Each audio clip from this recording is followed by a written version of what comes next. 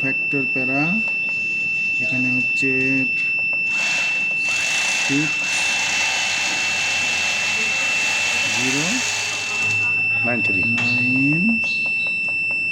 অবশ্যই প্লাস করতে হবে, মাইনাস করে কিন্তু 9 হলে আপনার নিবে না।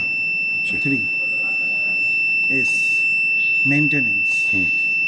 মেনটেনেন্সে গিয়ে যদি চেঞ্জ করার সময় ক্লিয়ার টাইম, প্রথমে ক্লিয়ার টাইম যেহেতু 0 আছে, আর যখন চেঞ্জ করার পরে এই যে ম্যাক্সিমাম লাইফ টাইম যেটা আমি চেঞ্জ করা যাবে।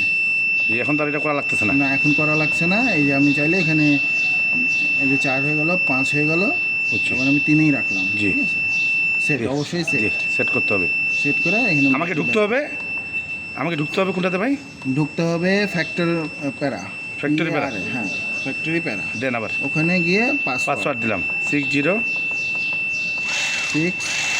এটা শিওর হওয়ার জন্য একবার প্লাস একবার মাইনাস দিয়ে তারপরে প্লাস 9 প্লাস 3 সেট। মেনটেনেন্স, আমাকে মেনটেনেন্স প্যারা ঢুকতে হবে। মেনটেনেন্স প্যারা ঢুকতে গেলে বেসিক যেটা আমার যা করা আছে, যে বেসিক প্যারা, এটাতে আমি চেঞ্জ করতে পারবো না বা করা ঠিক হবে না। ঠিক আছে, এটা আমাকে ঢোকার দরকার নাই, এটা ঢোকার দরকার নেই। হ্যাঁ, ব্যাক মেনটেনেন্স প্যারাতে ঢুকতে হবে আমার দিয়ে সরি, ওটা বেসিক প্যারা, বেশি আছে। হ্যাঁ, বেসিক প্যারাতে আমাকে যেতে হবে। যখন আমি ওয়ালটা পাল্টালাম, হ্যাঁ, এটাকে 0 করতে হবে। এটাকে 0 করতে হবে। যখন এখানে ঢুকে আমি ক্লিয়ার টাইম, আগে আমার টাইমগুলো ক্লিয়ার করতে হবে। ওই যে আগে 3000 ছিল, যে আমার চেঞ্জ করতে হলে আমার ক্লিয়ার করতে হবে টাইমটা।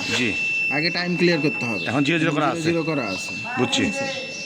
যেগুলো আমি সবই চেঞ্জ করছি, এর জন্য 0 করা আছে। আচ্ছা, এখান থেকে আমাকে যদি কেউ বলে যে ভাই এই ফিল্টার আমার 3000 ঘন্টা 5000 ঘন্টা চলবে বা 6000 চলবে, তখন বাড়াইতে হবে, তখন বাড়িয়ে দিতে হবে। আর যদি বলে যে না ভাই 1000-এর বেশি আমার চলবে না, তখন এটা কমিয়ে দিতে হবে। এই সময় যে যখন লাইফ টাইমের কাছাকাছি আসবে তখন সে সিগন্যাল দিবে যে প্রবলেম। বুঝছি।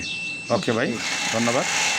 আমাকে মেনটেনেন্স প্যাড হলেই তো কাজ। ওকে, হ্যাঁ, মেনটেনেন্স প্যাড। ওকে ভাই, ধন্যবাদ।